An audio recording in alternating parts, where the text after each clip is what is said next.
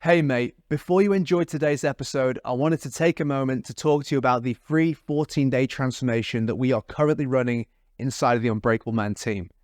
Now, if you're a man on the Gold Coast who's serious about improving his physical and mental health, building his self-confidence, and you want to become a part of a team of motivated and like-minded men, then this is the best chance that you are going to get. So as part of the 14-day transformation, you're going to get a personalized meal plan and a recipe cookbook to help you get your diet under control. You're going to be training with myself and the Unbreakable Man team for 2 whole weeks, and I'll be there by your side, helping you overcome any of the challenges that you will face along the way. If that sounds good, then get in touch with me by emailing me at mitch@unbreakableman.com.au. You can find all of my contact details on the website, which is just www.unbreakableman.com.au. Or you can message me on social media. Instagram is unbreakableman_challenge, and Facebook is just Unbreakable Man. That sounds good to you? Hit me up. I hope to hear from you soon. Back to the episode. What would you say that experience of the retreat has really ultimately done for you? It's given me that confidence in myself again. And not just have that confidence because, like I said, I had it on the football field, but in a personal life, I don't have that. So having that confidence in myself, I feel like it makes me have that stronger mindset to do the right things.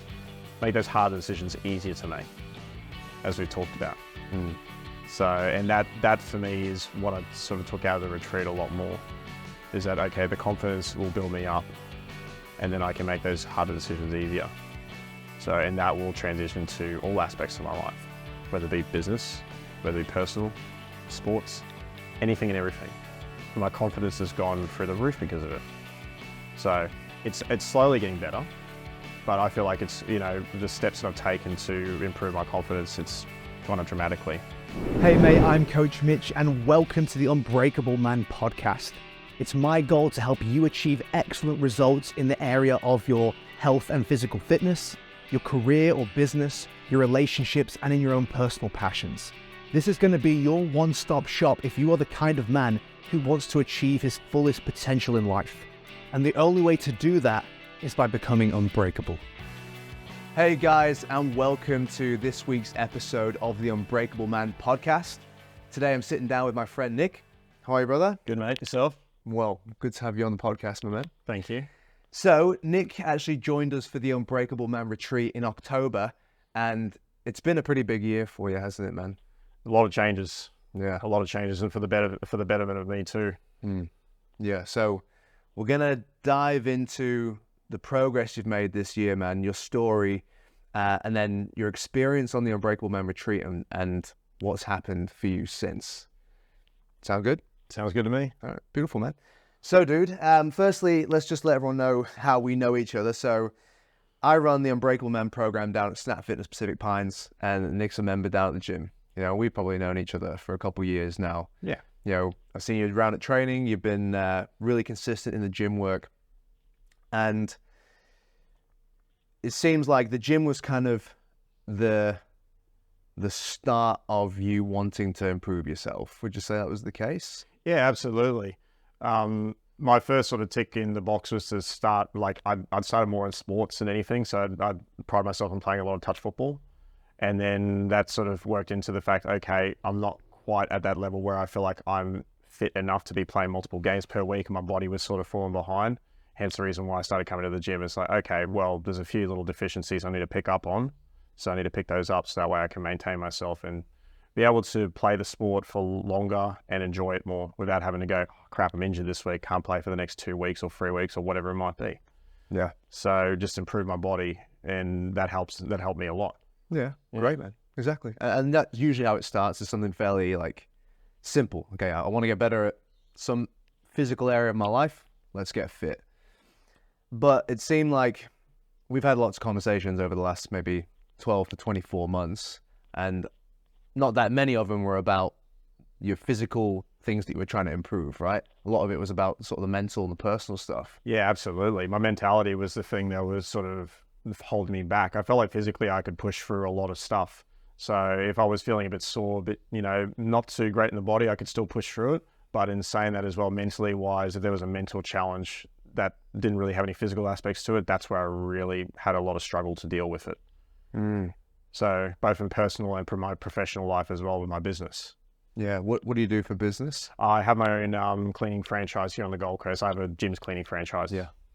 Yeah, and that's growing, hey? Yeah, it's absolutely growing. So I was a career chef for 13 years leading up to it, and I absolutely loved being a chef. I really did. I loved working with food. The things I didn't really like about it, though, was dealing with, I guess you'd say, prickly temperaments in the kitchen. Some people are really nice to deal with. Some people are super aggressive. Yeah. And the other flip side of that as well, there's a lot of it's probably in every industry, but there is a lot of it in hospitality. There's a lot of substance abuse, whether it be alcohol, drugs, and even gambling to some extent as well. And that stuff can rub off on you pretty quickly because you're in a closed environment. You're dealing with the same people all the time. So it's like, personalities can rub off on each other. So unfortunately, the negative ones seem to rub off more so than the positive. Well, if that's what's mostly in your environment, right? Yeah. And that's something we'll probably dive into later in this episode, because you mentioned earlier that a big change for you has been the people you've been placing around you. Yeah. So we'll definitely dive into that. So you were a chef. You noticed that some of the things that come along with being a chef are going to have a negative impact on your lifestyle and your health and your mental health over the long run. Yeah. So recognize that and decided, okay, well, I want to start my own business. And now you're running your own business. And it sounds like you recognize that your mental health, your mental strength and fitness is just as important in running your own business successfully as it would have been in getting physically fit. Yes. If anything, I feel like the mental part is definitely more, it's more prominent and should be more, I guess you'd say, focused on than the physical. At the end of the day, I feel like the body can catch up to mentally wise, but if you've got a crappy mentality, it can bring everything down in a crapshoot straight away. So you can go to the gym and train all you want, but the thing is, the days that are the hardest to go to the gym is when you're not feeling like it. You might turn around and say, geez, I'm really tired. I've worked so hard this week, blah, blah, blah. Don't really feel like doing like training. I haven't done many sessions this week. It's okay. I'll do it next week. And you just keep pushing it back on the backbone and say, nah, I'll do it next week. I'll do it next week. And it just keeps building up and up and up. So those days when you're not I feel like when you're not mentally strong and you say, no, I may not feel like it physically, but I'm going to show that conviction to go to the gym. I'm going to go do something. Even if it's just going for a walk, at least you're doing something active to get yourself out. It's better than sitting on the lounge, sinking beers or smoking your head off, or just doing nothing. Just doing nothing, because it's like, okay, they had a barrier here that was saying, okay, I don't want to be physically active at the moment. Screw the barrier. I'm just going to push straight past it.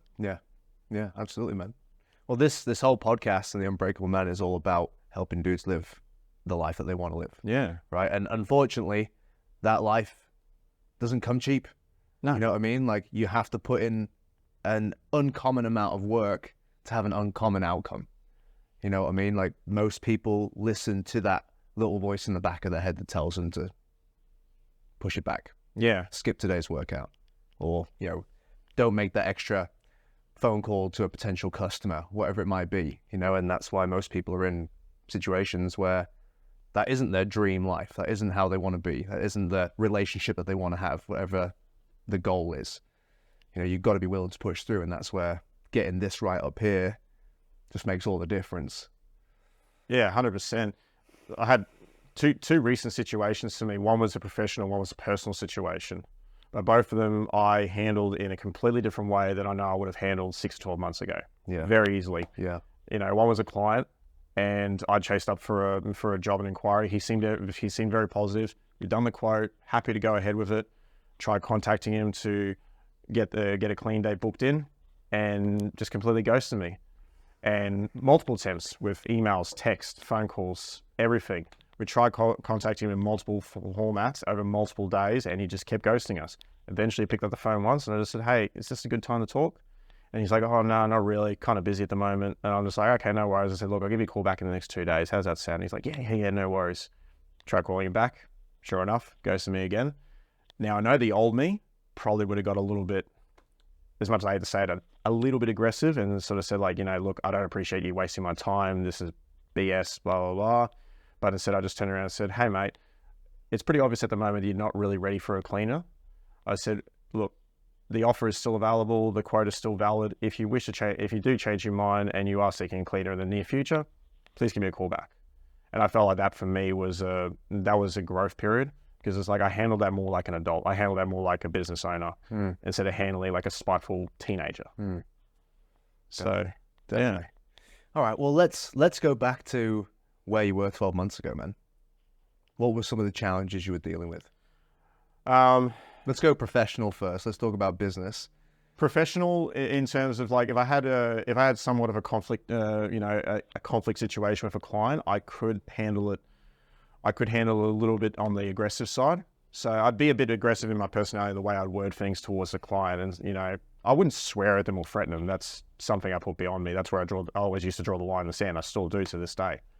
But I would still be very adamant about, okay, I'm pissed off of you, but it's sort of like, okay, if you read between the lines, I'm saying, hey, I hate you, or I'm pissed off, screw you. But now I've changed that mentality to, okay, you may not be ready for this, or you may not be ready for that, or let's see if we can try and find another solution to this problem that you've brought up. Yeah. So if a client used to bring up something with me, I used to take it a little bit too personally. And now I've sort of learned to understand, okay, it's not a personal thing. This is a job. So if they're not happy with the product, okay, or the service, let's look at a solution and let's try and find what they're going to be happy with and see if their demands to make them happy is reasonable. If it's reasonable, absolutely, we'll make it work. But if they're going to be unreasonable about it, we just simply say, look, it's time for you to move on. So, and find another cleaning service provider. And I've had to do that with a few clients. So it's not easy. And that's probably one of the hardest things. I'd put up with the hard clients because of the simple fact, okay, it's money. I need money coming in. We all do.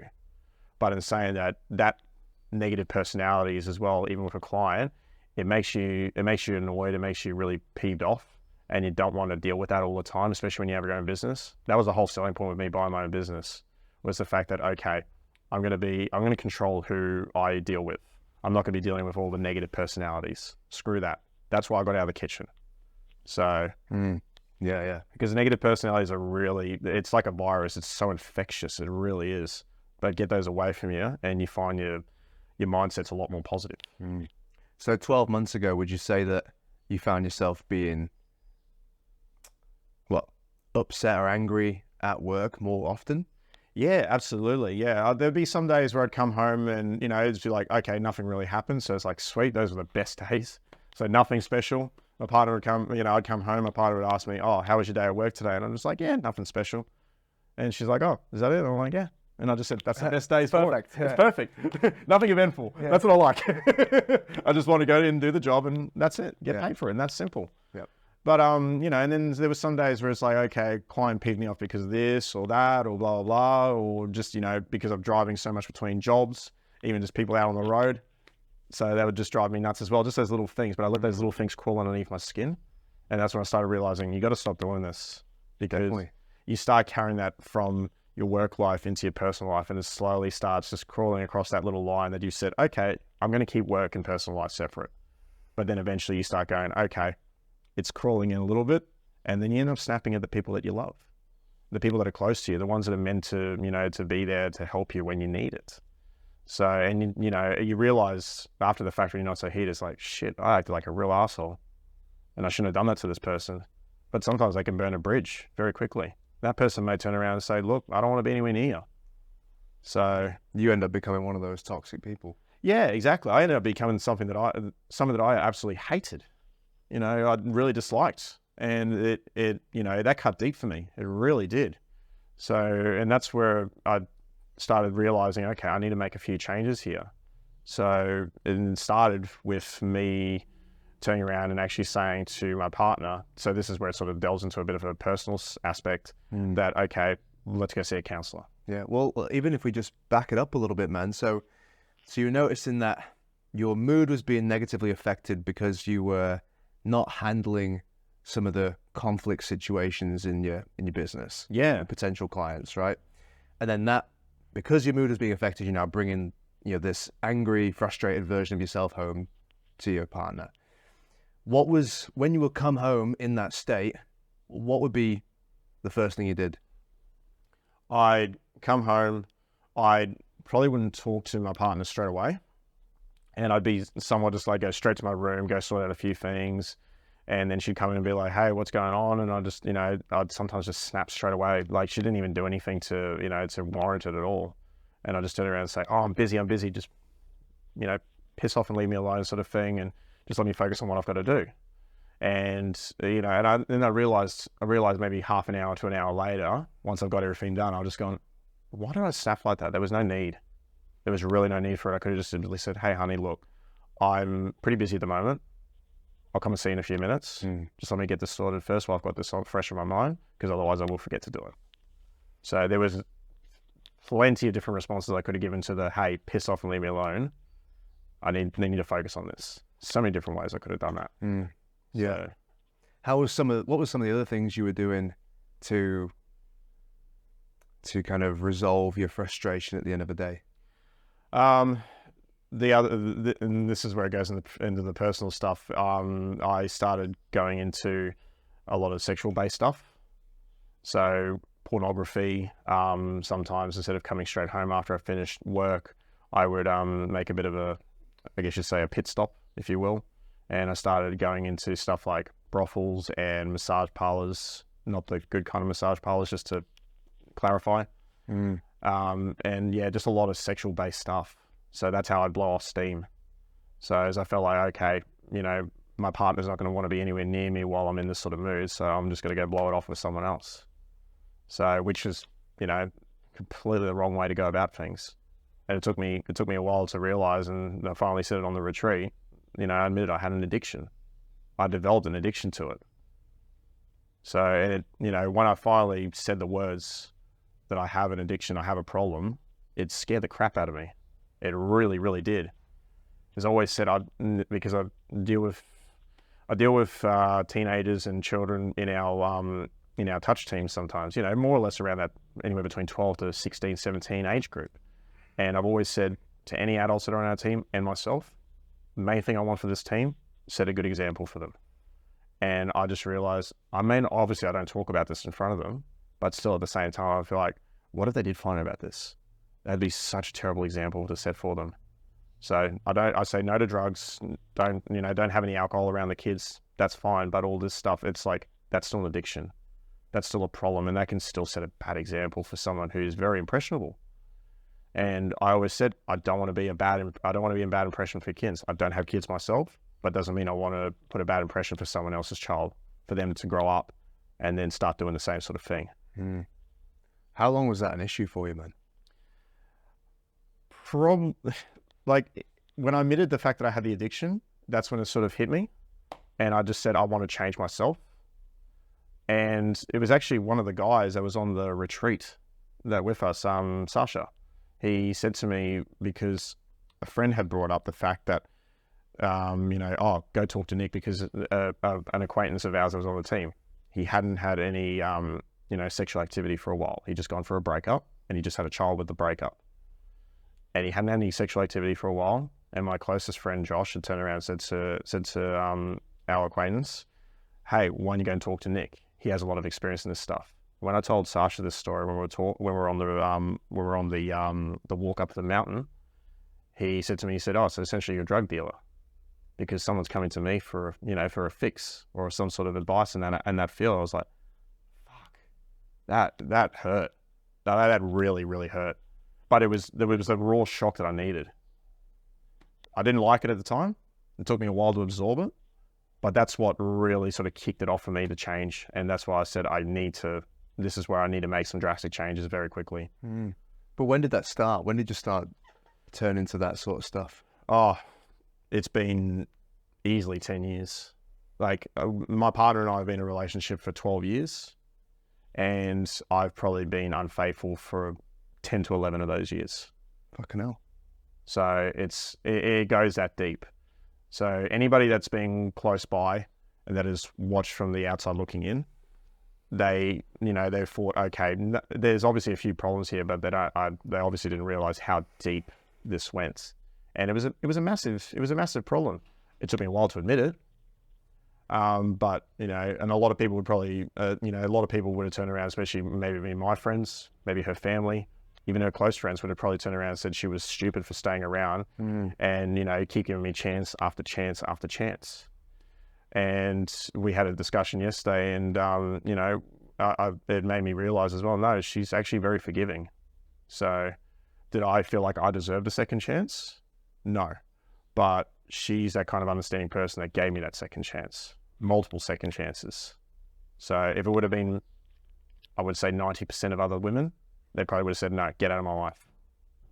But the fact that I've got someone so forgiving around me and that has been such a rock for me the entire time, like especially now that I'm going through these changes, it's taking a little bit of time, but the changes are working. So I'm also working on myself before I can work on our relationship. That is the major part. So, and that's one thing I did learn with our counseling earlier this year. Started the root of the problem. There's no point in focusing it. They used an analogy, it was a rock and the water.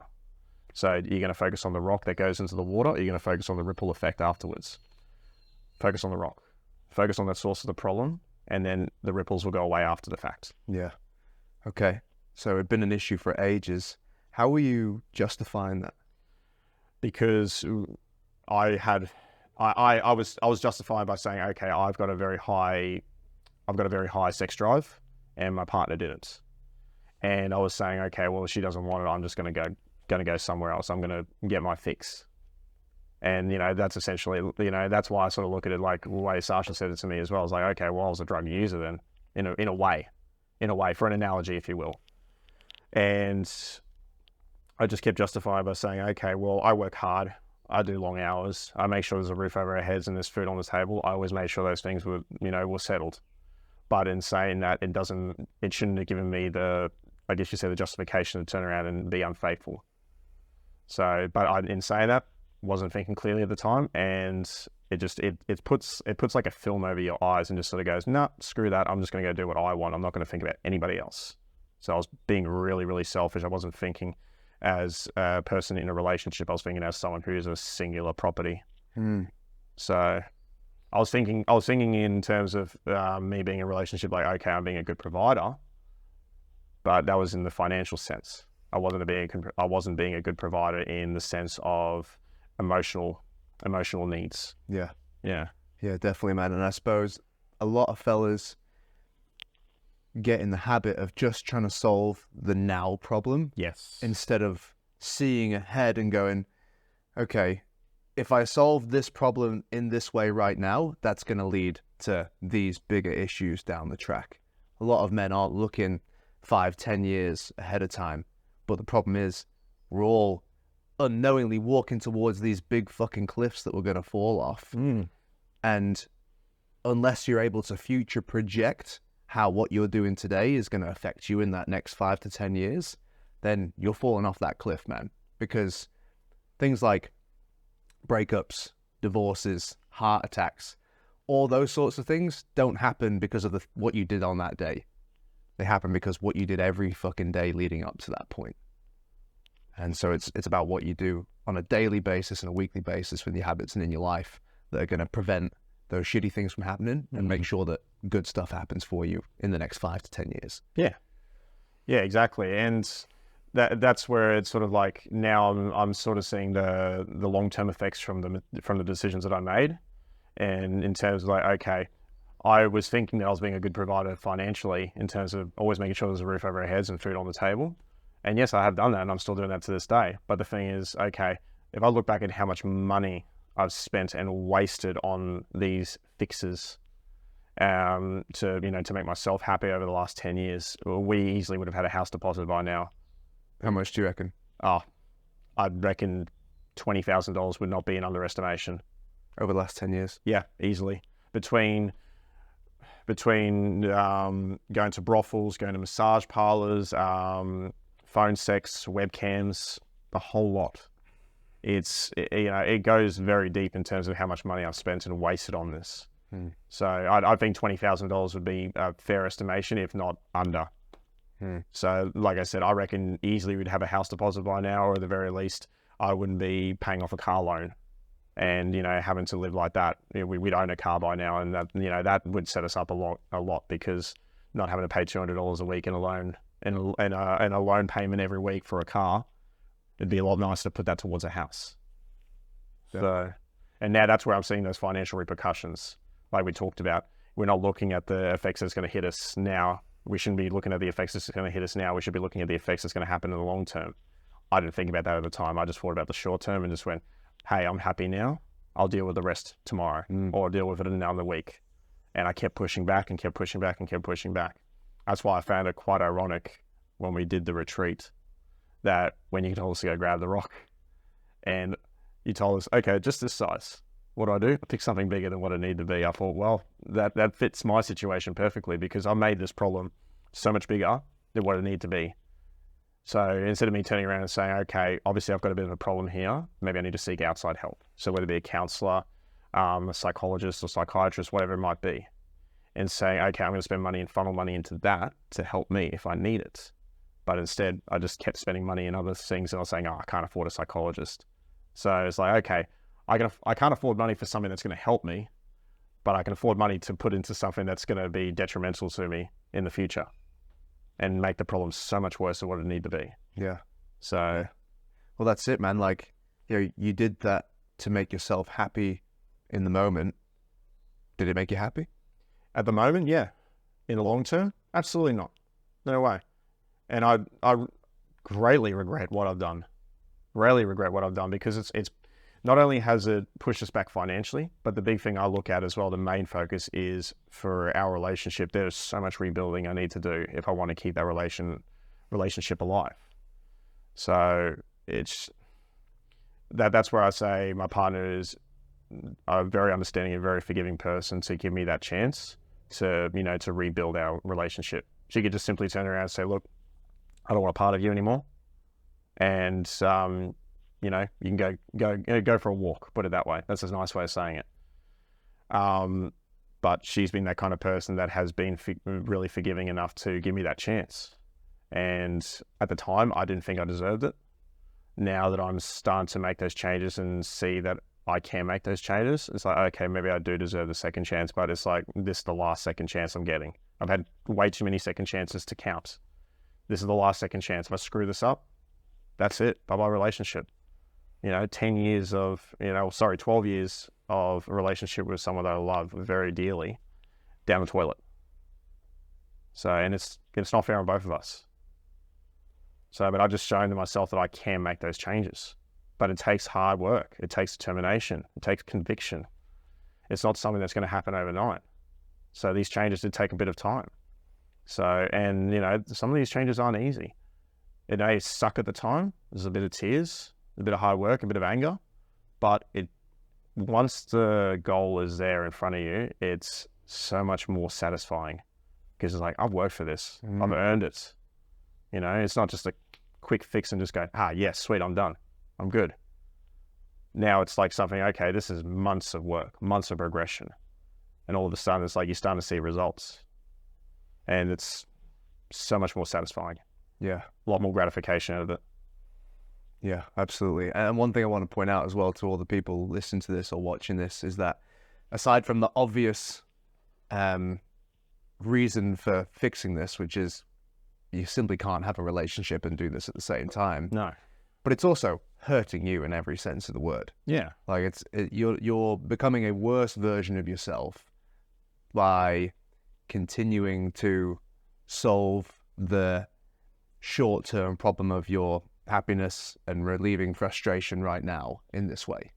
And that's exactly what an addiction is. It's forgetting about long-term ramifications just to feel better in the moment. And people do that with obviously drugs and alcohol and all, and then sex is obviously another one as well. So all it's doing over the long run, regardless of how things were to go in your relationship, which wouldn't have been good anyway, is make you a worse version of who you could have been. And if you think, if that's what 10 years worth of doing this is going to do to you, what about another 10 years? About another 10 years after that? How the fuck are you going to ever have a relationship that's going to last and give you the love and intimacy that you're looking for in your life if you have this problem? How are you ever going to be a good role model for the kids that you coach. Exactly, and that's the thing. You can't be a good role model for those kids. You can't be a good coach for them either if you're not doing the right thing by yourself. So at the end of the day, it's like we've got to be a role model for ourselves in a way. So we have to teach ourselves, okay, these are the good things that I should be aspiring to do, and I should be aspiring to show to others. If you can't do that, then probably, to be very blunt about it, you shouldn't be around those people, because you're not going to be coaching them in the way that they should be coached. You're going to be coaching them in the ways that is completely the opposite of what they should be getting coached in.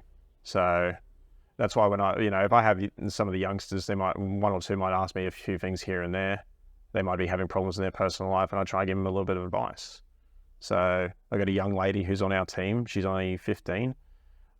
She sometimes has a bit of problems with her mum and dad, especially because of the fact that they're divorced. So she's, I guess you'd say, for a lack of a better word, she's in a bit of a broken situation, a broken home situation.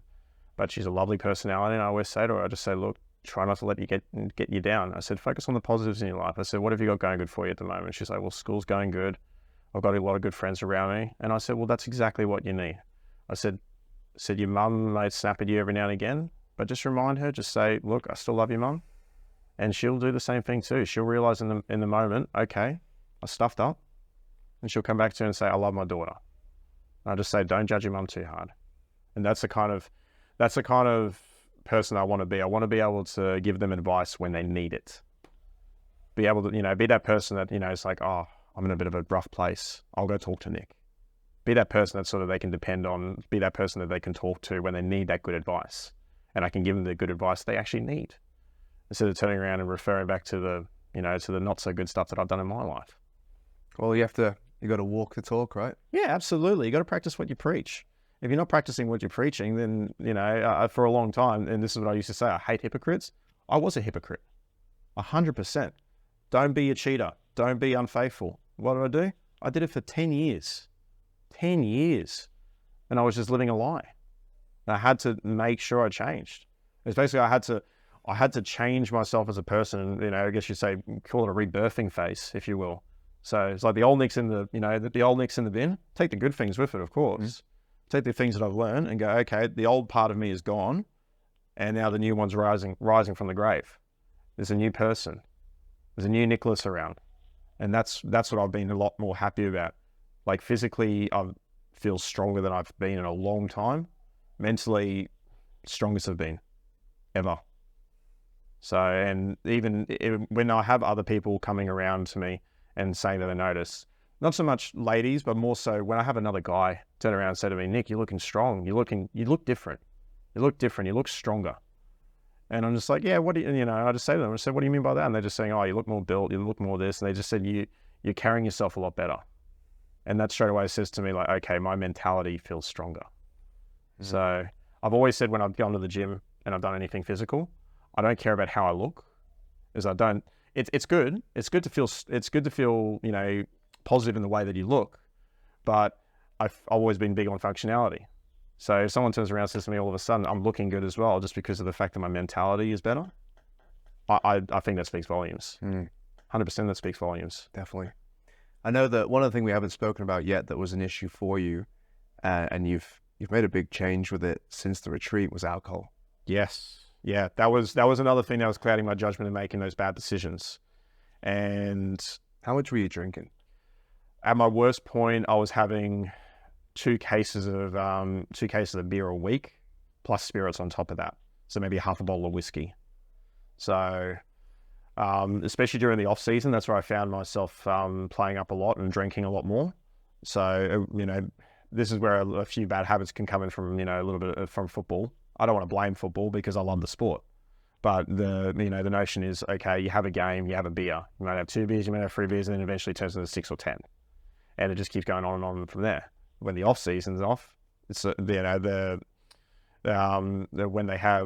off season, the grand final's been played, and it's like, okay, we'll have Mad Monday, and you hear about it on the news all the time. Someone's played up and done this, someone's done that, yada yada yada. I'm not going to mention any particular stories, but that sort of carries on because it sort of sets a benchmark and sort of says like, hey, you're playing football, you should be doing the same thing.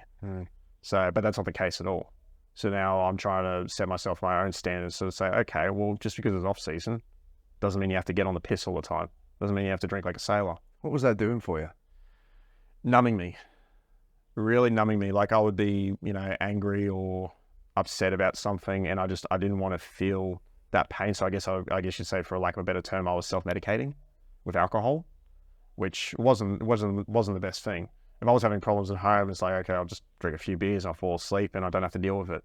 And I just keep putting that problem off, keep making the problem bigger than what it needed to be, because eventually it kept smoldering. If we'd had a discussion or an argument between myself and my partner and it got a bit heated, I'm just like, stuff it. I'm going to go sit in my own room and just have a few drinks and play games, and I'll fall asleep. And instead of actually talking about the problem and addressing the problem in a calm and adult-like manner, we just, have a good yell and scream at each other, act like we're having a domestic.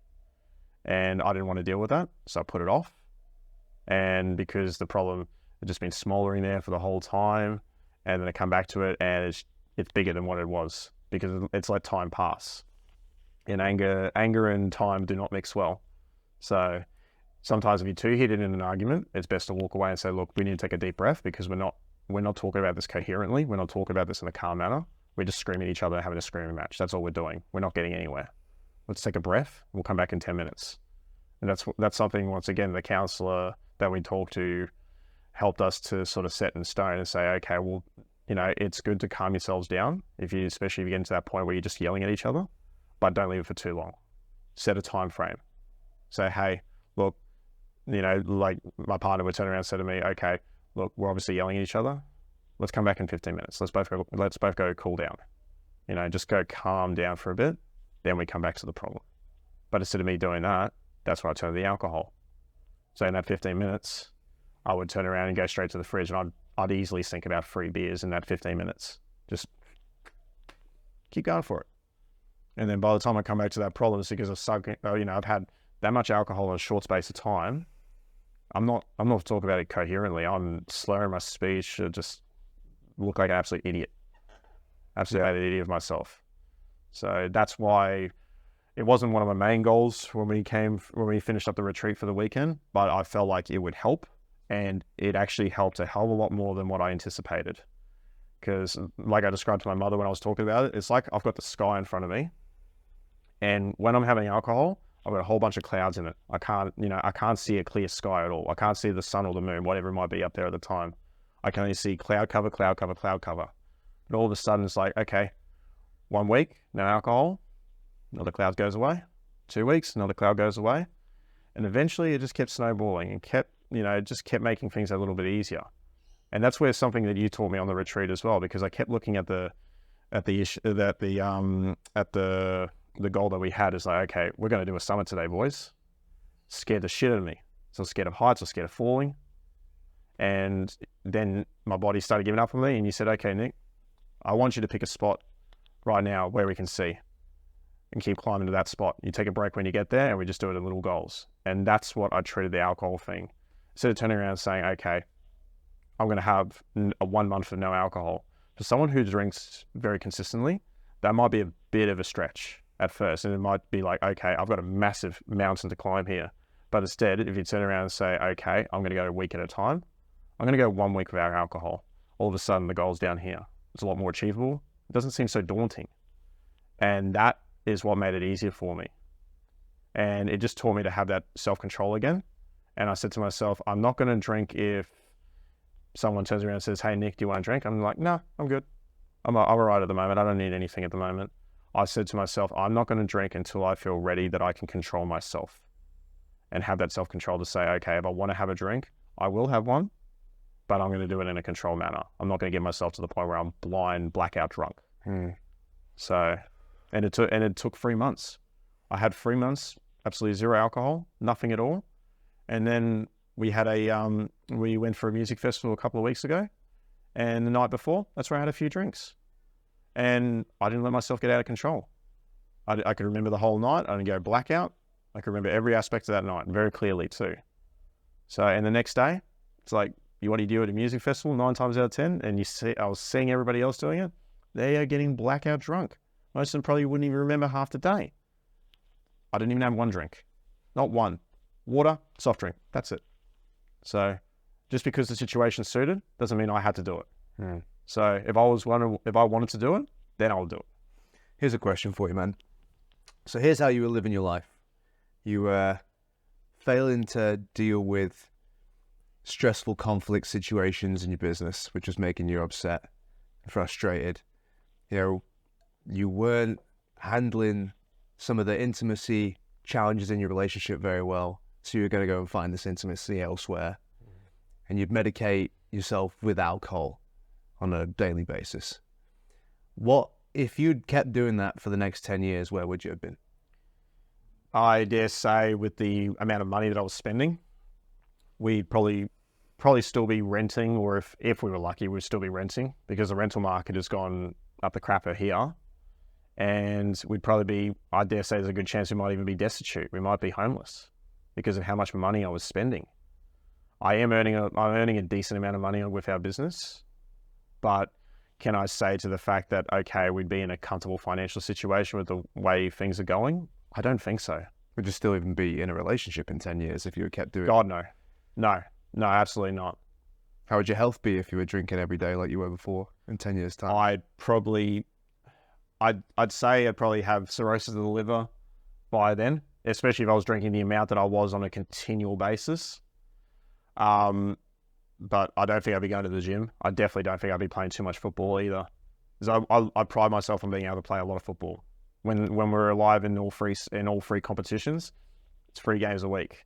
That's a lot of running around. That's a lot to keep up with physically. So you need to take what you're putting into your body quite seriously. So I've scrapped the alcohol for the most part, and that has helped significantly. And the diet now is just, well, I shouldn't say diet. I don't want to create that bad habit with food.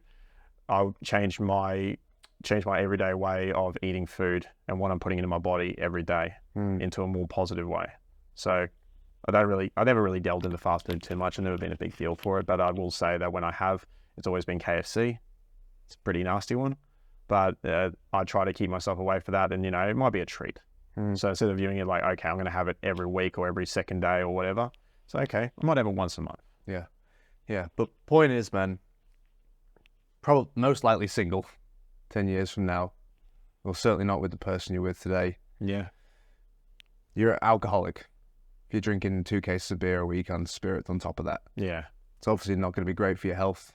Potentially disease as a result. Probably not playing sport or going to the gyms consistently. Like if you and Steph had broken up with the mindset that you'd had previously, how would you have responded to it? Probably would have gone downhill, not... Oh, yeah, I think I would have crashed and burned by then. I don't think I would have kept my mentality to keep going to the gym. I think I would have just drank more and more and more.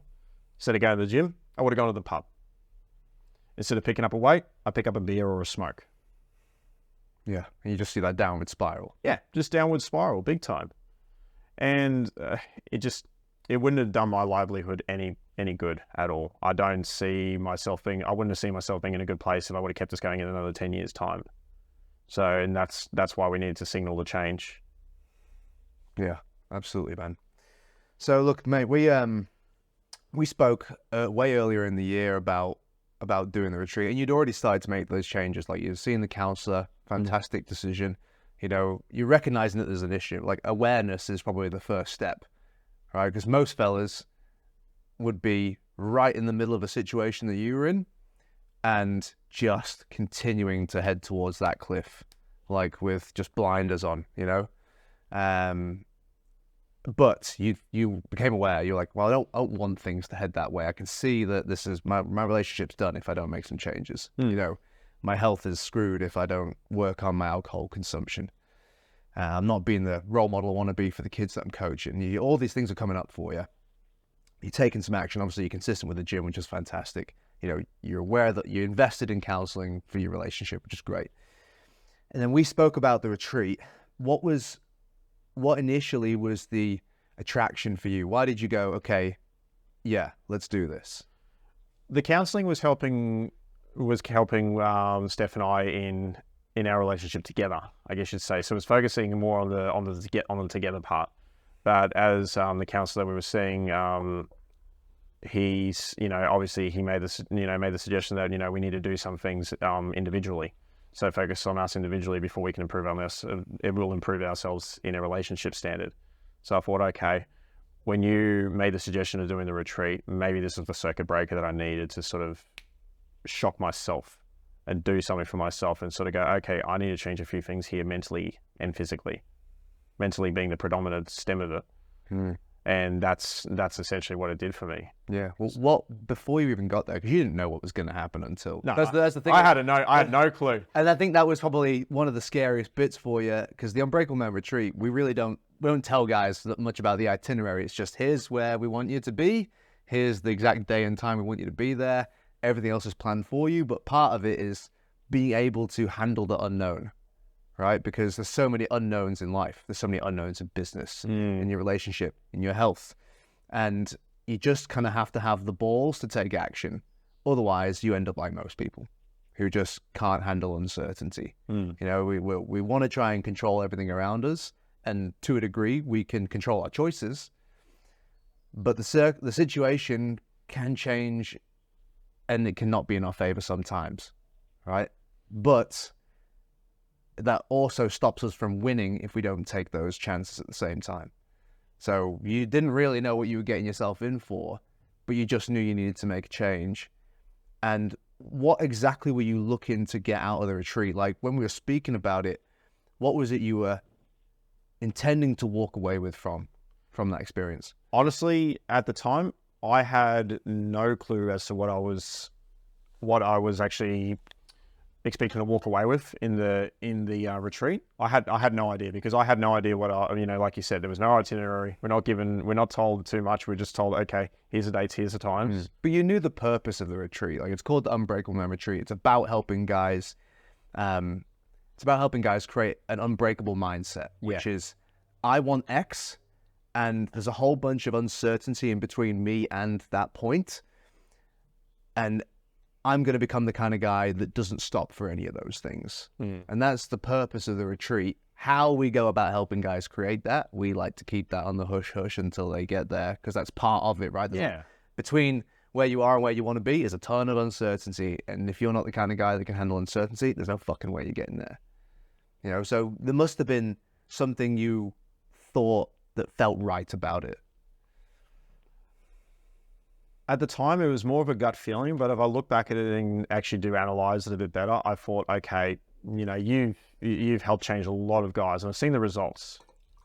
And I thought, okay, maybe you can provide me with the tools that I need to change my mentality, change my mindset, and, you know, help me adjust to the fact that, okay, I don't need to be getting a sexual fix all the time from, you know, prostitutes or brothels, massage parlors, all that stuff. I don't need to be doing that. Instead, I should be focusing, and, you know, it's like, okay, well, I've got a beautiful partner, and I should be investing my time with her, not investing my time in someone else.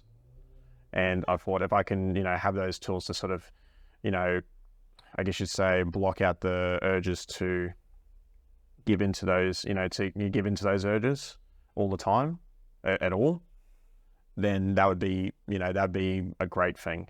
So, and that's probably what helped me the most is, you know, having those little things. The main thing that sort of actually really helped me was, instead of looking at the problem so big, is just set small goals. Set those small goals. That was the big tool that ended up helping me a lot. Did I know that I was going to get that at the time? No, absolutely not. But the thing was, I came out with that at the end. Yeah, definitely. Right. So let's fast forward from that point where we had the conversation where you committed. Commitment's a big thing, you know. For a lot of guys, they'll spend a couple $100 a week on piss and fucking porn subscriptions and shit like that. But spending $50 a week for their mental and physical health was like, oh, that's a bit much. But you put your money where your mouth was. You knew that, hey, look, this is where I want my life to go, and these are some of the things I'm going to have to do to get there. So now fast forward to October. You show up at the campground where everything's all set up for you. How are you feeling as you joined us? Put it very bluntly, I was shitting a brick.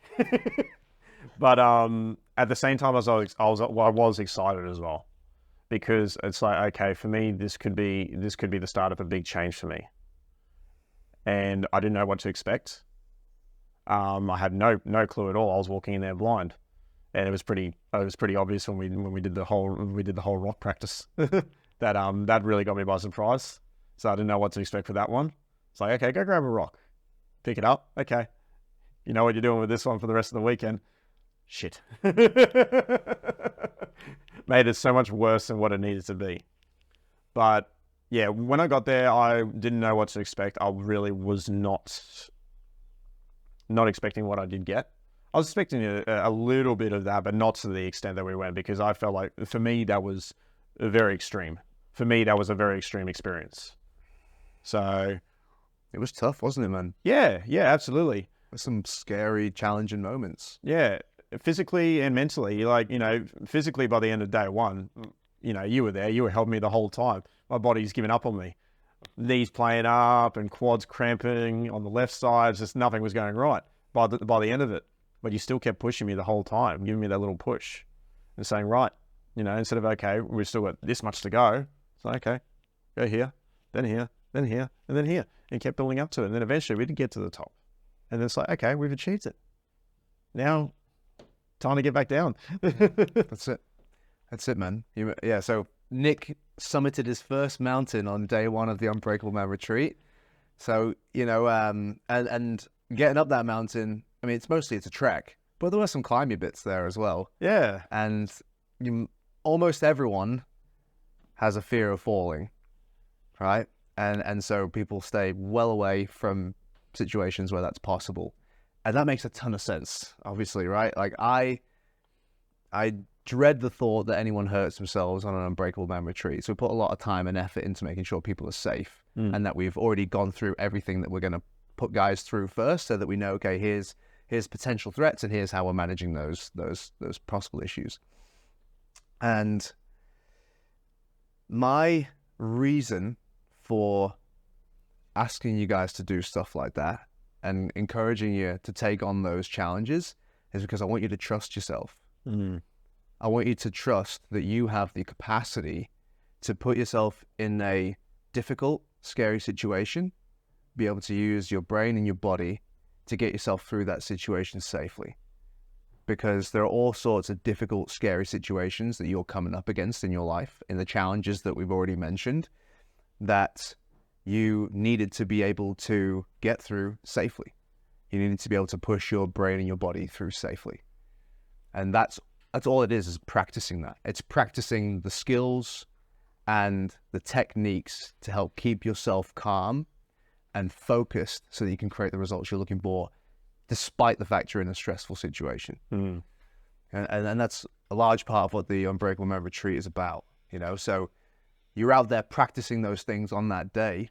What were during some of those scarier moments on that trek climb, what were some of the things that were going through your head? And then how did you deal with some of those things? What were some of the key learning moments for you? So talk to me about how you felt first. Well, I'm going to refer to one moment in particular, because that was probably the scariest moment for me the entire time. But like you said, you guys made sure that you put in a lot of work and a lot of time to make sure that we are kept safe. And I'll admit there was one climb where it was right at the start of the retreat, right at the start of at the trek. We're probably only about an hour in or so, and for me it was fairly steep, and I'm looking at it going, I can't do this, I can't do this, I can't do this. I had no confidence in myself whatsoever to do it, because I'm like, my feet are too flat, I don't have any strength in this, I don't have any strength in that, I can't climb those rocks, blah blah blah blah blah. I've got all this weight on my back. I was creating every excuse as to why I couldn't do it, instead of thinking about, okay, why can I do it? And that's where you and Dave made me realize, once I got up there, okay, there's a whole bunch of reasons there. You could have turned around and said, yes, you can do this. You've got all the reasoning why you can, but instead you turn to the ones that's like, no, I can't do this. I can't do it because of X reason. I can't do it because of X reason. Kept naming it all off, instead of just turning around and saying, I can do this. I can do this because of this reason. I have got the strength to do it. I have got the confidence in myself to do it. So that's another thing that's gone up in mountain loads for me, is my confidence since I've done the retreat. Yeah, So both personally and, both for personal reasons and business as well. So it just it's changed my mentality overall. So that gave me a lot of confidence that weekend, a lot. So, but the rock climb was probably the biggest one where you guys had to give me that bit of a push. So scared shitless, absolutely scared shitless. But then I look back at it and was when, you know what, I could have done that with so much less, I guess you say, struggling. Less stress. Less stress, yeah, absolutely. Because I made it into a very stressful situation. And, you're a witness to it. I'm sure there is that video of it actually. Where I was pretty much on the rock face. We're about 3/4 of the way up and I'm almost hyperventilating. I am scared shitless. I'm probably almost in tears. And that was a bit of a breaking point for me. So, but it was a good kind of mental breaking that I needed to sort of break down the old me, if you will, and break down that negative self-talk, negative like no confidence. So, and then turn it into like, okay, turn it to a good, to good self-confidence and positive self-talk. So that's probably why a lot of the reason why I did a lot of this stuff is like, okay, I don't have the confidence to talk to Steph and say, okay, I want us to be more active. I want us to do more stuff. I want us to be in a better relationship and have our relationship in a better place. Instead, I would take the negative route and say like, oh, I can't do that. I can't do this for this reason, that reason, blah, blah, blah. I'm going to go take the easy fix. So I could have taken the longer path, which may be looking a little bit more skinny and narrow and a bit more scary. But the goal is a lot more, I guess you say, the goal is a lot more satisfying. But no, instead I want to take the more wider, inviting, shorter path because I'm just like, that's easier. I'll go do that instead. But then you never get to the goal. You can never get to the goal, exactly. You may get to a short-term goal, but that short-term goal is not going to meet your long-term goals at all. Nothing to do with it at all. So, and if anything, it pushes it back further. And all of a sudden, this skinny, long path that you think is already long, all of a sudden it's just got another 10 meters longer. And it keeps adding to it and keeps adding to it, keeps adding to it. It just gets worse. Yeah, that's it, man. And look, I think one of the reasons why a lot of men don't have the courage to invest in changing themselves is because transformation is fucking painful. It's only at that point of I'm done do you get the opportunity to find out that you're actually not done.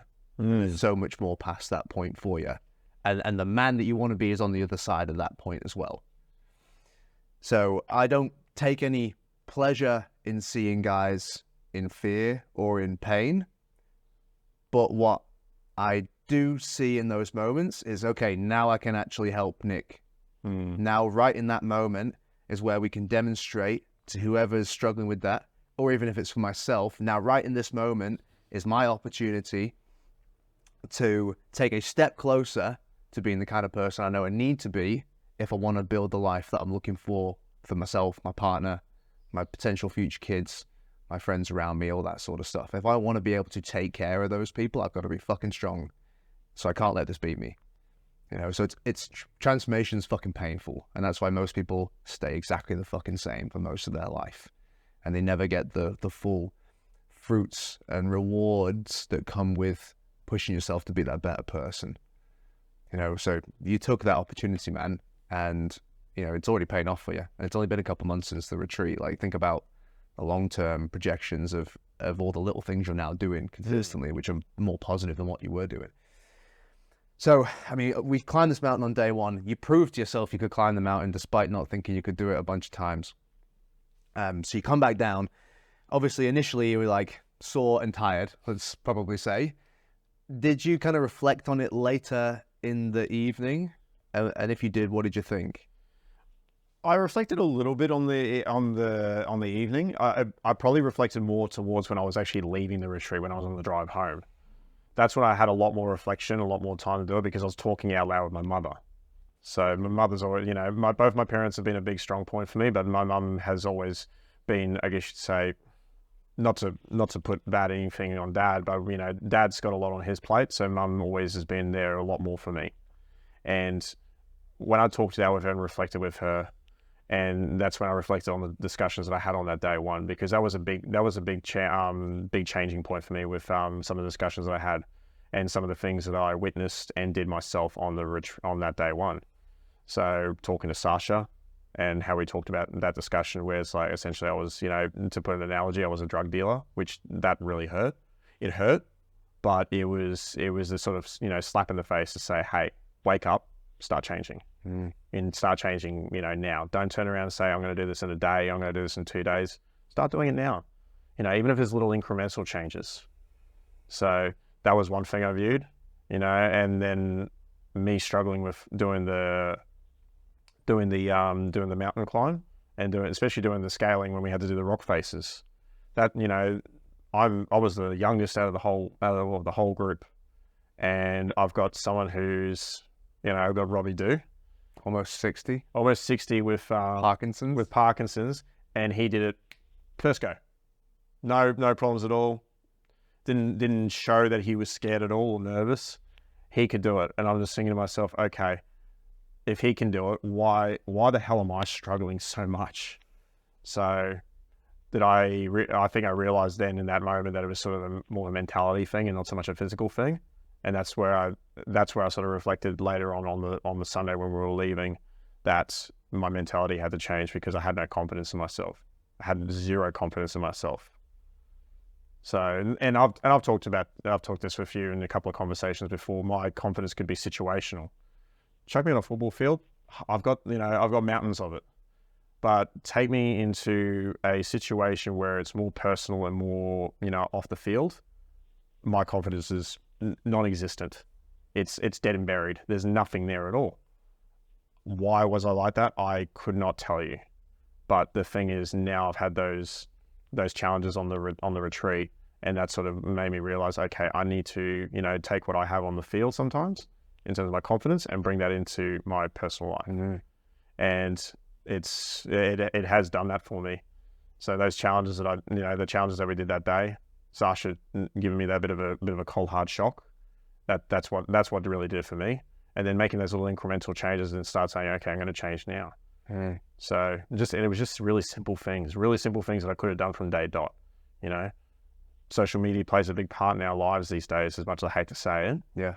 So what do I start with? Okay, the stuff that I'm doing every day. Yeah. Well, that's a good point. If we move on to before we move on to that, because that is a good point. Actually, is one of the things that we really do with guys on the retreat is we actually it's meant to be a couple days for dudes to just stop in their life and actually analyze what they're doing, because everything's happening all the time. Partners, job, business, kids, personal stuff. There's no break from that to really sit down and actually reflect on how things are going and why you have some of the problems that you have. Like you said, you're confident on the football field, but you're struggling to bring that confidence to other areas of your life. Yeah. And without stopping and really reflecting and thinking about it, you never realize why that might be the case, so that you can continue to have that confidence in the other areas that are important to you as well.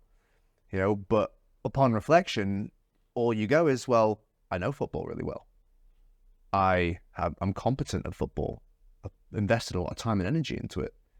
Hence, when I get out there, I know that what I'm suggesting, encouraging, coaching it's good stuff. It's good information. It's probably right. But because we're not as competent in the other areas of our life, we don't feel like we can bring that same level of confidence to them because we just haven't invested as much into them already. So it's like beneath those situational confidences is a foundation of self-confidence.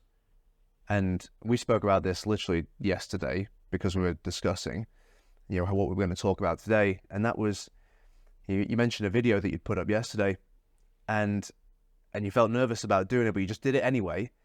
And I know exactly how that feels when I'm just going to dive in and try this.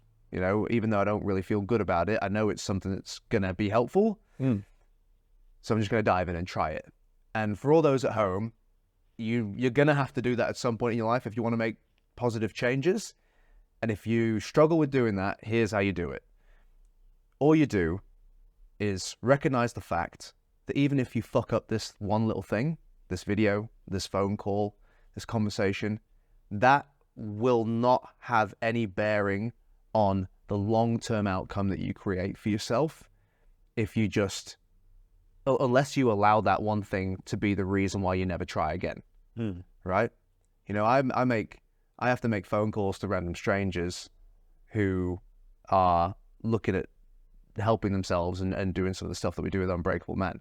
You know, for a lot of people, picking up the phone and calling someone who they've never spoken to before can be kind of a nervous proposition, right? For me, it's just like, okay, well, this guy might think I'm a dickhead. So what? You know what I mean?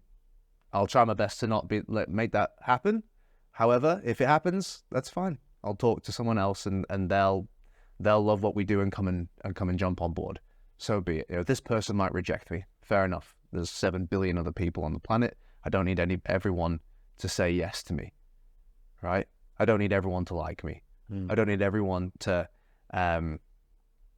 approve of the decisions that I make. You know, as long as I'm happy with it and I can see that it's taking me to where I'm going, and even if I fuck up a couple of times along the way, as long as the intent is right and I'm improving on the way that I'm doing these things, then all that's going to happen is you and I will get to where we want to get to, and everyone will just see us at that point, and no one will give a single fuck or even know about all the dumb moves we made along the way before we learn what we had to do. You know, people only really see the final product of success, right? They have no idea how shit that person was learning how to become that way, because we all have this unrealistic notion that success is just ingrained, and it's not. It's learned. Yes. It's something that you just have to be willing to go through that painful transition of transformation, and then you get to have the result. That's all it is. That's why for me, a big thing when I started going to the gym, I was never driven by, I didn't want to drive myself by appearances and looks, because I feel like sometimes, you know, what we see, you know, once again, this touches on social media, that what we view and what we see sometimes with the social media, and even sometimes in the gym, you know, we might see someone that, geez, look at them, they're looking real athletic, real built. You know, for guys, you know, it's like, oh, geez, look at how much he's bench pressing. You know, girls might be like, oh, you know, she's got a bigger butt than I do, or whatever. It might be something really visual like that. But, you know, we don't know how much work and dedication they've put into it. So they could have been working on that for, you know, for 2-3 years just to get to that point. And we just think, no, they've done that overnight. We set ourselves an unrealistic standard and go, oh, I'm going to be looking like that in a month. And then we don't get to it and we go, oh, I didn't meet that standard. Oh, I'm going to go back down to where I was. Or you don't know if that person's taking performance-enhancing drugs. Yes. Or you don't know if that person even is enjoying their life. Now, I'm not saying they're not, but the point is, just focus on yourself. Yeah. And that's why I always said, you know, I've talked to you about it, and, you know, whenever it came to my fitness, I've always been big functionality over, you know, appearances. So I'd rather be able to, you know, do something properly and correctly instead of me making myself look good. You know, just doing certain exercises because, okay, it's going to make my chest look puffed up. It's going to make my arms look bigger and stuff like that. It's good to have that confidence in your appearance. Absolutely. I'm not saying don't do that at all. But what I'm saying is, for me, I feel like, okay, if I can make myself a faster sprinter when I'm playing touch. So if I can focus my stuff more to be more focused as a better touch player, improve on my fitness, my cardio fitness for that, for my leg fitness and my leg, you know, strength and endurance for that as well. Because, you know, I've got a long list of injuries that I've had, and it's set me back a few times. But did I say, okay, I'm going to hang out the boots because of this? No. So, okay, look at what the problem was and work on that problem. So that way, all of a sudden, instead of it being a weakness or a deficiency, it doesn't become a deficiency or a weakness anymore. That's right. So day 2 of the retreat, we started off with a bit of a cold plunge in the lake, bright and early. That was fun. That was an interesting challenge. And then a lot of the day was spent out on the water kayaking, right? And we kayaked to the opposite side of the lake. And we'll get onto this thing that you mentioned just briefly before, was I really want guys to leave the retreat with some practical steps to take. Simple, practical steps, right? So I want it to be easy to do in terms of, you know, there's no uncertainty around it. It's just, okay, take exactly these steps.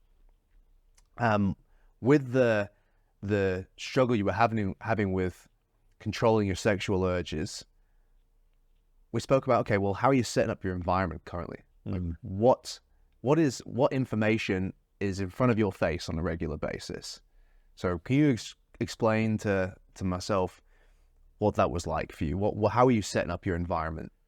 In terms of a physical environment, like what was around me directly around my house, nothing so bad. It was just pretty standard. So I had my business stuff in the office. I've got my, personal stuff in my little, I guess you call man cave, if you will, gaming, TV, nice little lounge chair, whatever. Nothing too bad there. But then when we started delving into what was digitally my environment, that's where it became a bit of a dark field. So all of a sudden I've got girls left, right, and center. I'm following pages because I like this girl. She just looks hot, whatever. And then all of a sudden it's like, okay, she's got an OnlyFans, or she's got mini vids, or whatever. All of these platforms where they can have you subscribe and pay for, for certain content that they're creating. And that was, looking at their Instagram wasn't so bad, but it was just as I described to you, it's like, okay, it's opening the door just to walk into that room. So it doesn't seem so bad, but you put that in front of someone who's got an addiction to that sort of thing. It's like putting fresh meat in front of a carnivore. It's gonna bite.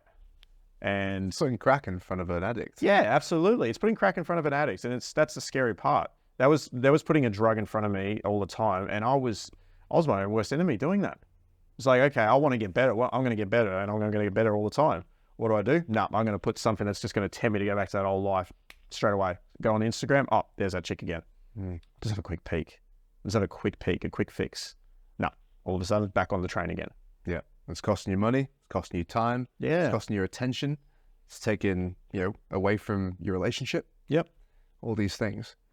And that's something that a lot of dudes don't consider. Like, I should be able, if you tell me you want something, like you got some goals, I should be able to open your social media and have what you just told me reflected on that feed. Yeah. That's what I should see.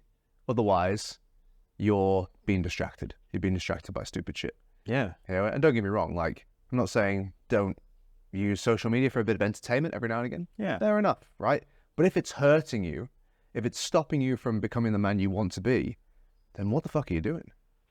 You are taking yourself away from the life you want to have. Like, most men have no idea what the price of that is for them in terms of their happiness, long-term fulfillment, and even money.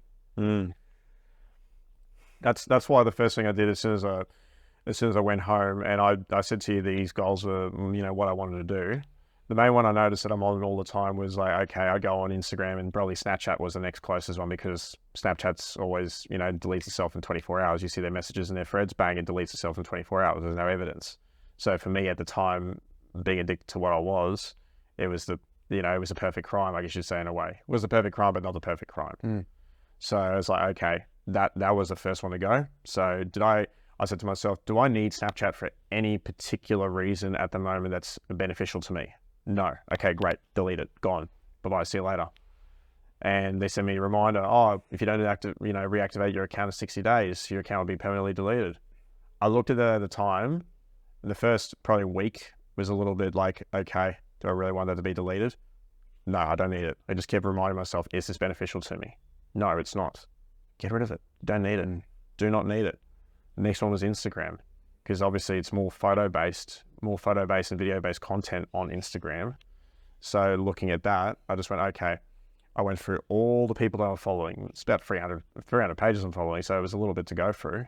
So I went, okay, I just went through, just started one at a time, and just went, okay, am I following this person for any reason besides anything sexual-based, especially if it was a lady? So as soon as I saw a lady, it's like, okay, looked at her, am I following her for any reason besides something sexual? No, it's only sexual. Great. Gone. See you later. Don't need it. Unfollowed. I probably cleaned it about 70 to 80 profiles on my Instagram. It was ridiculous how much I had there in front of me, how much temptation I had in front of me. So little fixes. And that's the thing I kept justifying. I kept saying, it's a little fix. It's a little fix. It's a little fix. But all of a sudden, you've got 70 to 80 little fixes in front of you. It's a huge temptation to put in front of someone. Very big. And taking those away from me, it changed a lot of things for me. So, and then didn't go outright seeking this, but I started, looking at pages that are going to be more beneficial to me. am I going to say that I sit on social media all the time just looking for that particular stuff? No, I don't. At the end of the day, I'd rather take a more physical approach to what I'm doing to improve myself. So, you know, whether I could go to the gym more, improve myself physically, because that gives me a more, I guess you say, healthy outlets. It's a much better healthy outlet to go do something in, you know, drive myself that way instead of driving myself to a sexual based scenario. Yeah. So instead of going to the gym, my old self would have turned around and said, okay, instead of going to the gym, I'm going to go to the brothel because I feel like getting a fix. I feel like going to a massage parlor because I want a massage, I want to be relaxed, but at the same time, I want something else after the fact. So, but now my new self is turning around and saying, okay, I'm not going to do that stuff anymore. Instead, I'll go to the gym. Or I'll turn around and say, hey, I've been putting off the yard work, or I've been putting off things that I need to do around the house or do around my business. I'll do my book work at the end of the quarter, and I'll leave it all to the end. It's like, oh, shit, now I've got a massive mountain to climb. What a pain in the ass. It takes me 4 or 5 hours, and I'm absolutely mentally burnt out by the end of it. Whose dumb idea was this? Yeah, this is old Nicholas that did this. Thanks a lot, old Nicholas. You motherfucker. But now, because of the way I'm doing things and I'm focusing my time a lot better, it's like, okay, I'm focusing my time on stuff that's going to be beneficial for me and not detrimental. Yeah. So that's why the first thing I did was clean out all my social medias. The next thing was going through my contacts on my phone, because I still had contacts from a lot of these girls that I, you know, had kept personal links with. And it's like, no, don't need that. So first thing was block the number and then delete it. That way I couldn't find it again. So with the utmost intent of not being able to go back to that old life, not to be able to peek through the door. The only thing that I struggled with was having an account with a webcam site, and I couldn't physically delete it. It would let you deactivate it, but it would not physically let you delete it, even after a certain amount of time. That's the one that I was like, shit, okay, this is a little bit problematic here. But this is where I was glad that I have my strong group of friends and a strong support network around me to help me through this period. And I asked for help. The old me would not have turned around and asked for help because I felt like this was too personal a problem to ask for help. But this is where you gave me a bit of inspiration and said, well, why can't you ask someone to help you? Because sometimes we do need this. And I'm glad I did, because if that door would have been left even slightly open, I think there's a good chance I probably would have gone back to what I was doing and I would have slipped down the slope again. But instead, I turned around and said to my closest friend, Josh, I said, look, I need your help. Told him what the situation was. I said, look, I can't delete this account. I opened up to him, told him every little aspect. And we had a really deep discussion about it. He even asked me, he's like, how much money have you spent on this? And I said, more than I care to admit. Way too much. And he was the one that talked me into doing the business. And for him to turn around and say, well, that was a lot of money, you know? And then that's why I had to ask him for help and say, look, I want to stop doing this because I know it's costing me too much money. And he just said, okay, what do you need me to do? So I said, I want you to change the password into something that neither one of us could ever imagine in our lifetimes. And then just change it, and then delete the email, delete the password or whatever. And we have no trace of it. That way I can't physically log back into the account. But then Steph pointed out the fact, okay, well, what's stopping you from making another account? And that's when I turned around and said to Steph, I said, if I was to stoop that low to go back to making another account and to go back to that old lifestyle, I said, that's when I turned around and say, you need to leave me because I'm not benefiting you anymore. I'm obviously not going to change. Because I obviously don't want that change for the positive reasons. So, and I didn't want that to happen. That was I put that sort of scary thing in front of me to say like, okay, well, if you stuff this up one more time and you decide to snake your way around through the little obstacles that you set up for yourself to stop yourself from going back to that lifestyle, there's some very serious consequences going to happen, and you've made it this way. So I did it to myself in terms of setting up those consequences and scared the crap out of myself. But sometimes scaring yourself a little bit to not do the wrong thing, it can be a beneficial thing. Yeah. Consequences are important, man. Absolutely. That's accountability right there. Yeah. I've always been very careful not to break laws and stuff like that. Like, I've never been arrested, thankfully. But, and I've always been, because of the fact that I was always scared about repercussions and the consequences. You get a criminal conviction, I couldn't have got my business because you need a clean police check. But that's because I was scared of those consequences that would happen if I, would have assaulted someone or done something else. So, but we don't think about the consequences that arise from those little things that we do in our personal life. Like, I'm going to be sexually active with another person and play up and not be faithful to my partner. And, we just think, it's okay. One time won't hurt. And all of a sudden, one time turns into another, into another, into another, and we don't think about the consequences. So, but now I've made myself accountable for those consequences and said, okay, well, look, if I snake my way through again, cut me out of your life, because that's what needs to happen. And sometimes, unfortunately, for some people, they need to hit the rock bottom before they make those changes. Thankfully, I got to say, I felt like I was getting pretty close to that rock bottom, but I think, hitting that certain point just gave me that bit of a shock, and now I'm coming back up. Yeah, absolutely, man. Look, I think it's pretty simple, really, and that's about making choices that make it easier for you to win. Like setting your life up in a way that's conducive to you winning, right? And most people are setting their lives up in a way that's conducive to them losing. Hanging out with people that are alcoholics. Great. That's a great way to become an alcoholic. Following, titty pages on Instagram. Great way to waste a whole fuck ton of time, probably ruin your relationship. Or certainly not have the relationship you're looking for. And that's all shit that you can control. That's your environment around you, and you get to decide how you make it. Yeah, so that was a big thing on the weekend, man. I actually was really happy we had that conversation, and that we asked each of you guys to think about how you're setting things up, so that you could set it up in a way that was conducive to you winning.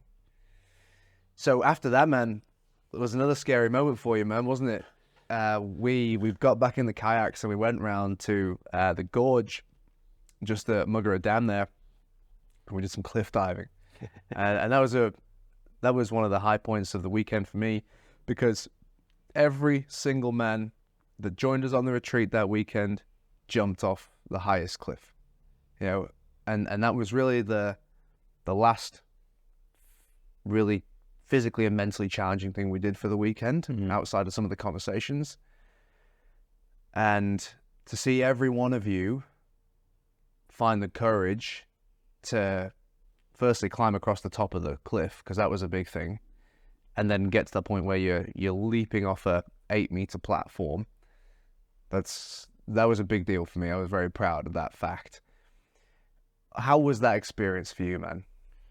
Once again, because we had 3 different points, you said, okay, easy point is point A, medium is point B, and then point C was the hardest one out of the lot. Point B I got to and I did really easy. And you said to me, why don't you just climb back up to point B? Okay, no worries. Found that pretty easy for the most part. I was still struggling, but it wasn't like, for me, it's like, okay, this isn't a struggle that I can't do. This is a struggle that I can still get to without minimal stress. But then you said, okay, why don't you give point C a go? Nah, I'm good. I was really, really nervous. I was absolutely shitting myself.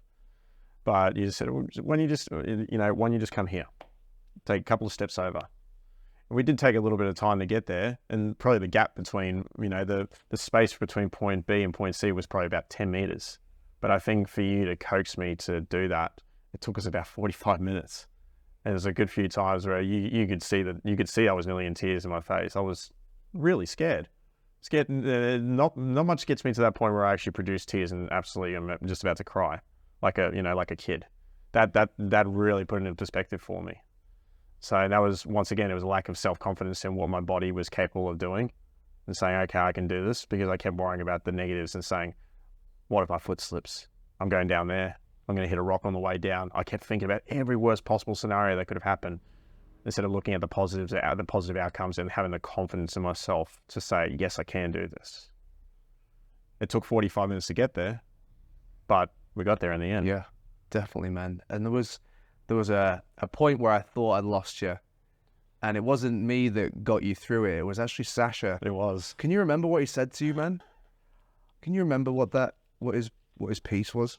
I can't remember exactly, because the one thing that still stands out for me the whole time is what he said to me on day one. That thing rings out for me every time, and that sort of screams out a big notion. So I can't remember exactly what he said to me that day, but I know it gave me that extra push. It might have just been something really simple like, Nick, you got this. You can do this. Actually, no, you know what? I do remember what it was. What was it? He said, who are you doing this for? And I said, well, I'm doing it for Steph. I'm doing it for Steph, but I'm also doing it for myself. And he's like, well, just remember, if you don't get across to this, he's like, how are you going to be any better for Steph? How are you going to push through those hard times? Something along those lines. Maybe not words exactly, but something along those lines. And that's when it sort of, once again, he hit the nerve. I don't know what it is about Sasha, but he knew how to hit a nerve. But that gave me that little extra push. So, and then I finally just said, okay, rip it off like a Band-Aid and start taking bigger steps. And I did.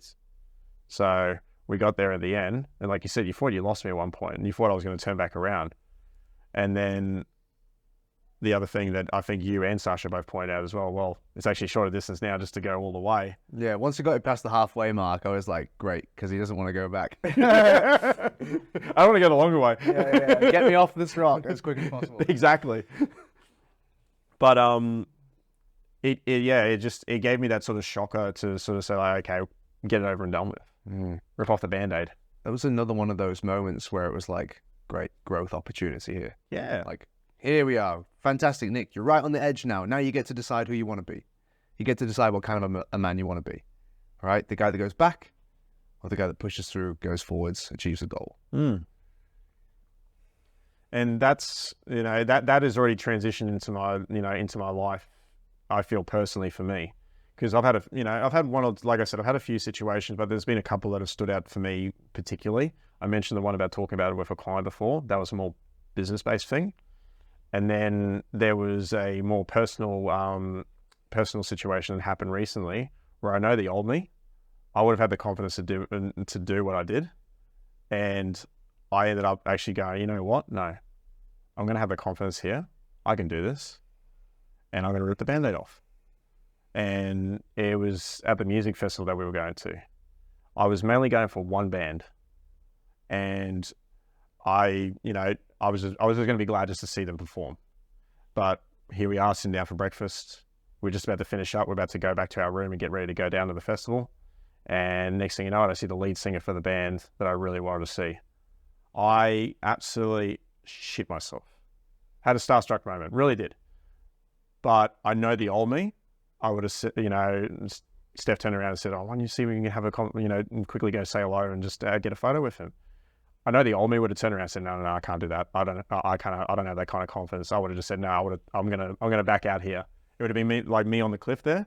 Instead of me going down the edge and taking the jump, I would have turned around and said, no, I'm going to make the way I just came. I'm going to go backwards. But instead I went, no, you know what? I'm going to do this.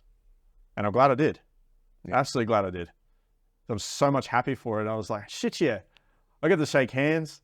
I got to give this guy a hug. It was someone that I had so much aspiration that I was like, wow, I'm glad just to even see them perform. Now I've had the confidence to actually say, go have a conversation with them, go get a photo with them. And yeah, and a lot of people commenting on the photo afterwards. And an old head chef, he turned around and said to me, this guy that I got my photo taken with, he's fairly built, he's fairly strong, very good looking dude. And here's my head chef turning around saying, geez, Nick, you're looking pretty big and staunch now. And I'm just like, shit. Looking next to this guy, I'm thinking, nah, I'm not going to look that strong and big. Nope. That's where I felt like, if someone turns around and notices a difference, even with photos, it's something small, but to me, that just put my confidence through the roof. My confidence was already on a high at that point. But having someone else turn around and say to me, wow, you've grown so much and you're looking good, that just did wonders for me. Absolute wonders. Yeah. That's great, man. What a win. Yeah. Yeah. And it all came down to the fact that it's like, okay, I could dive off a cliff that day and I took that jump. Well, this is the jump as well. This is a leap of faith. I could have turned around and talked to him. It could have been an absolute prick, but I could have also turned around and talked to him and he could have been the nicest guy. And you know what? It was a ladder of those options. Yeah. He was the nicest guy and I'm glad I did. I'm glad I took that chance because at the end of the day, I probably would have turned around and if I didn't take that chance, I would have gone, but what if I did? What could have been? Instead of being that, okay, what could have been person? Now I'm like, I did that person. That is me. Fucking A. Yeah. That's great, man. Well done. Thank you. Well done, man. That's awesome. So, it was a big weekend for you, wasn't it, that retreat? Yeah, huge. It was, very instrumental to the changes that I've made over the last 3 months now, 3 or 4 months. So obviously getting rid of the sexual addictions in terms of social media, doing a big clean out with that, and then other little personal things in my life. But also the alcohol thing as well, just to teach myself that self-control. Because we've had, obviously, you're aware of this. We've had a few situations where I've gotten a bit Unruly? a bit unruly with the drink, and I didn't have that self-control, and I made a bit of a tit of myself, and I wasn't, I regretted that so much at the time, and thankfully, and this is where it comes back to what we were talking about last night. No one's going to remember what happened a few days ago or a month ago, and I kept being so harsh and so crucial on myself for that. But I'm glad I've learned that self-control now. It's like, okay, I'll drink when I feel like it. But then learn, okay, there's that line in the sand. Don't cross that line, because that's when you go too far. So learn to have that self-control. So we had a boys, a bit of a boys catch up last week. It was a breakup from a lot of the boys from the footy team, and a lot of them got heavy on the drink. I had maybe 4 or 5 drinks. That was pretty good. I was happy with that. Oh, what's going on, Nick? You're not having much of the life of the party. I said, no, I'm actually enjoying myself, because you know what? I can actually remember it. I can actually remember the night. And I get to a certain point and go, 8 o'clock? What happened after 8 o'clock? I don't remember a damn thing. Did I crash out on the pool table? Did I put my head through a wall or something? What did I do? I can actually remember the whole night. And then I don't wake up the next morning with a rotten hangover and feeling like shit and going, oh, I'm going to eat crap now, feeling sorry for myself. I actually wake up and I'm like, no, I'm good. Just gonna have a shower, wake up, get the day started again. So that, I feel like, is more enjoyable than getting blackout drunk. There's no, and to me, that's no enjoyment. No enjoyment at all. Yeah, totally, man. That's great, dude. So right now, we're more confident, man. We're taking opportunities when they come our way. Sounds like, obviously, we've really curved our alcohol addiction, and to the point where it seems like you're just the guy that has a couple of drinks every now and again, casually for fun with friends, that's how you want to use alcohol, right? If you're going to drink, that's kind of the maximum you'd really want to go to that's healthy. Yeah. How's the relationship? That's still a work in progress. Yeah. But as Steph and I have talked about, I feel like she's a lot happier with the person that I am becoming, because I'm showing myself to be a stronger person, a stronger man than I should be, a stronger version of what I was. So we still got a long way to go and a lot of improvements to make in our relationship together. But me as a person that's contributing to that relationship, I feel like she's a lot happier for who I've become. So, and handling certain situations in different ways, instead of she might say something to me and my old self would have turned around and snapped back and just got a little bit lippy and got a bit smart. It's like, well, no, take a deep breath, handle this in a different situation, talk more calmly, and you might get, you'll get a lot better results out of it. Have you been noticing that? Yeah, absolutely. Yeah, I don't get snappy at I don't snap at certain situations too much anymore. And then if I do have a little bit of a snap, I sort of just take a deep breath and I just went, hey, hang on. Handle that a bit differently. Try that again, because that wasn't the right way. You should have done that. So, and I'm learning to pick that up a little bit quicker now. So it still works in progress, but at least we're taking steps in the right direction and not in a negative direction. Yeah. So, and that's the biggest thing for me, is I want to take steps in a positive direction, even if they're just little incremental ones every now and again, but it's something that's getting me into that right direction instead of taking me back down the wrong road. Yeah. So, nice. And our relationship will come with that as well. So biggest thing that we're learning to reestablish now is our communication. Just talking more, being around each other more, and just, actually acting like a couple instead of just acting like two individuals, and just saying, okay, he's there, she's there, that's it. We'll come around to each other when we feel like it. No, we're starting to spend more time. So we are trying to make more time for each other and sort of say, like, okay, Nick, do whatever you need to do work-wise, do your gym stuff. Okay, now's our time. Phone's down, whatever. Even if it's just something simple like just watching a movie together. But we're around each other, we're spending time with each other, and that's what we're trying to learn to do again. So, but 10 years of bad habits and bad traits, it's a hard thing to break. and it's a lot to recover from. So do I know that this is a lot to recover from?